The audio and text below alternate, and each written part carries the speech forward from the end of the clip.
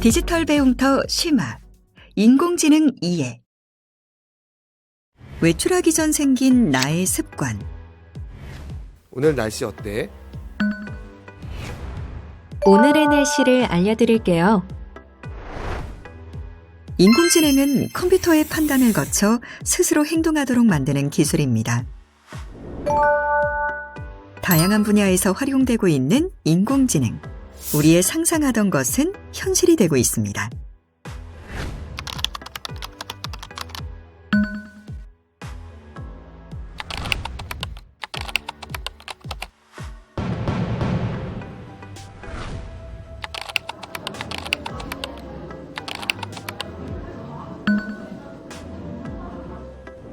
인공지능과의 공존이 이미 시작됐습니다.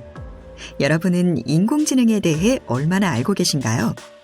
오늘은 인공지능의 원리, 그리고 인공지능과 사람의 차이에 대해 알아보겠습니다. 인공지능의 개념. 여러분 안녕하세요. 조용민입니다. 아이가 태어나서 엄마 그리고 아빠라는 단어를 스스로 사용하기까지 얼마나 많은 학습이 필요할까요?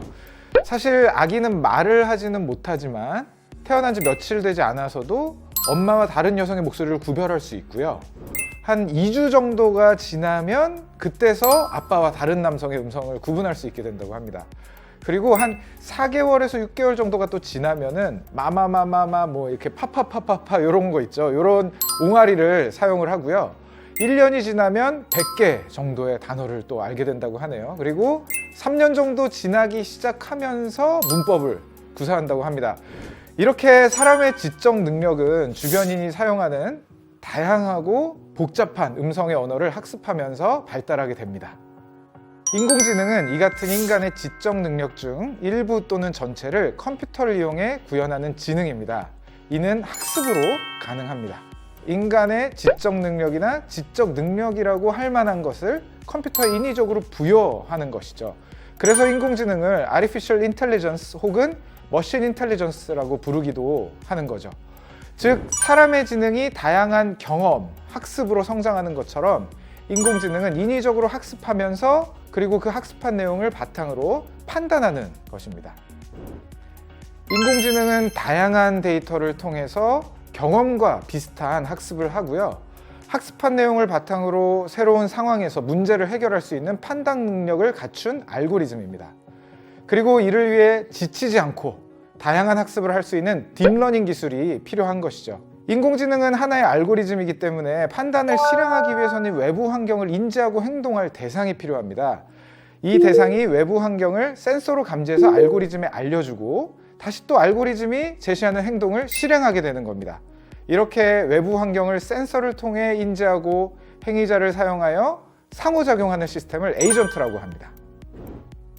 그러니까 인공지능 에이전트는 사람이 오감을 통해서 주변 환경을 감지하듯이 다양한 센서를 활용해서 환경을 감지하고 인공지능 알고리즘에 전달을 하는 거죠.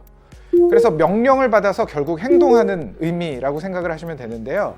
이때 행위자는 다양한 모습의 로봇일 수가 있겠죠. 예를 들어서 인공지능 로봇은 센서를 통해서 사람을 감지하고요. 얼굴과의 거리 등을 측정해서 사람 얼굴에 위해를 가하지 않을 정도의 강도로 사람에게 접촉을 할 수 있는 겁니다. 즉, 로봇이 센서를 통해 인지한 정보를 인공지능에 전달하고 인공지능이 행위자인 로봇에게 사람을 만지도록 명령하는 것이죠. 인공지능의 학습. 우리 같은 사람의 경우에는 여러 지식과 경험을 통해 해야 할 것과 하지 말아야 할 것을 배웁니다. 즉, 경험을 통해 여러 패턴을 얻어내고 다음에 어떻게 행동해야 할지 배우는 것이 학습이죠. 예를 들어 과식을 해서 배가 아프게 되면 어떻게 하죠? 과식을 삼가야 한다는 것을 배우게 됩니다. 최근까지는 학습은 인간이 가장 잘한다고 여겼는데요. 알고리즘을 통해 기계도 학습을 하게 되었습니다. 이를 머신러닝이라고 부르는데요. 인간이 학습을 할 때 쉬운 문제와 어려운 문제 등 문제 성격에 따라 학습하는 방법이 다르듯이 기계도 문제 유형이나 어려움의 정도에 따라 학습하는 방법이 다릅니다.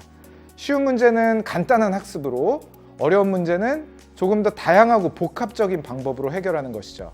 기계를 학습시키는 아이디어는 기계가 학습할 수 있는 알고리즘을 구성을 하는 것입니다. 이때 알고리즘은 곧 소프트웨어를 의미하기도 하죠. 즉, 인공지능을 가능하게 하는 것은 바로 기계가 학습을 할 수 있도록 설계한 알고리즘이라고 할 수 있습니다. 그러니까 이런 인공지능 프로그램이 내리는 판단의 정확성을 높이기 위해서는 많은 학습이 필요하겠죠. 이렇게 많은 학습을 가능하게 하고 정교화할 수 있는 것은 많은 양의 데이터와 그리고 빠른 연산을 가능하게 하는 하드웨어나 네트워크 환경의 발달이라고 할 수 있겠습니다. 기계를 학습시키는 방법은 알고리즘의 구성에 따라 지도학습, 비지도학습, 강화학습의 세 가지로 구분을 할 수 있습니다. 먼저 지도학습은 문제와 함께 정답을 알려주면서 학습하게 하는 것인데요. 정답이 무엇인지를 알려주기 때문에 스스로 답을 찾아낼 필요가 없어서 답을 틀릴 확률이 줄어들죠. 인공지능은 문제와 정답을 비교하면서 일정한 패턴을 찾아내게 됩니다. 계속 반복해서 많은 문제를 풀고 학습하면서 정답을 맞힐 확률이 높아지게 되는 거죠. 예를 들면 인공지능 알고리즘에게 사과 사진을 여러 장 보여주면서 이것이 사과라고 알려준 후에 배 사진을 여러 장 보여주고 이것을 배라고 알려주는 거죠. 여기까지가 학습인 거고요. 이 학습을 통해서 인공지능은 다른 사과 사진을 보았을 때 그것을 사과라고 판정할 수 있게 됩니다. 이와 달리 정답을 알려주지 않고 계속해서 여러 데이터만을 보여주는 것을 비지도 학습이라고 합니다. 정답은 모르는데 서로 유사한 것들이나 다른 것들을 찾아내서 집단을 만들어 보는 형태라고 합니다. 예를 들어 음식과 장난감을 구분하는 것, 양식과 한식을 구분하는 것 등 여러 데이터를 가지고 이리저리 분류해 보면서 일정한 패턴을 파악하는 것입니다. 여기서 가장 중요한 것은 패턴을 파악하는 것인데요. 온라인 쇼핑을 한다고 가정해 보겠습니다. 내가 구매하고자 하는 옷을 보고 있으면 유사한 형태로 내가 좋아할 만한 종류의 옷을 추천해 주는 경우가 간혹 있는데요. 이는 나의 쇼핑 패턴을 분석해서 유사한 광고를 노출해 주는 것입니다. 이런 비지도 학습은 많은 데이터들을 군집하고 패턴을 찾아내서 다음 행동에 변화를 가져오도록 할 때 사용합니다. 유튜브에서 내가 좋아하는 음악이나 영상을 추천해 주는 것도 이런 비지도 학습 알고리즘을 활용해 학습한 결과라고 할 수 있고요. 즉, 내가 좋아하는 음악이나 영상에 대한 패턴을 파악해서 나의 다음 행동을 예측했기 때문에 가능한 결과인 것이죠. 마지막으로 강화학습은 학생을 가정해 보면 쉽게 이해할 수 있습니다. 학생이 착한 행동을 했을 때 잘했다고 칭찬한다면 학생은 칭찬을 들었던 행동을 더 잘하기 위해 노력하겠죠. 이때 칭찬을 보상 혹은 강화라고 하죠. 반대로 또 잘못했다고 꾸짖는 경우는 어떨까요? 다시 그 행동을 하지 않으려고 하겠죠. 이처럼 강화학습 알고리즘은 현재의 상태에서 어떤 행동을 하는 것이 가장 좋을 것인지에 대해 학습하는 것입니다. 특정 행동을 할 때마다 외부 환경에서 보상이 주어지고 보상을 최대화할 수 있도록 학습을 하는 것이죠. 이때 보상의 수준을 결정하는 것이 프로그래머의 역할이라고 할 수 있는데요. 다양한 연구 결과를 바탕으로 최적의 행동을 할 수 있도록 가중치를 높이는 것입니다. 요즘 개발되고 있는 인공지능 프로그램을 활용한 게임을 예로 들어보겠습니다. 체스, 장기 등을 둘 때 현재 나와 적의 대치가 바로 상태가 됩니다. 그리고 어떤 수를 둘 것인지는 행동이 되죠. 행동을 잘하면 보상이 주어지게 되고요. 최종적으로 가장 많은 보상을 받으면 승리하게 되는 겁니다. 이러한 내용을 학습시키는 것이 강화학습입니다.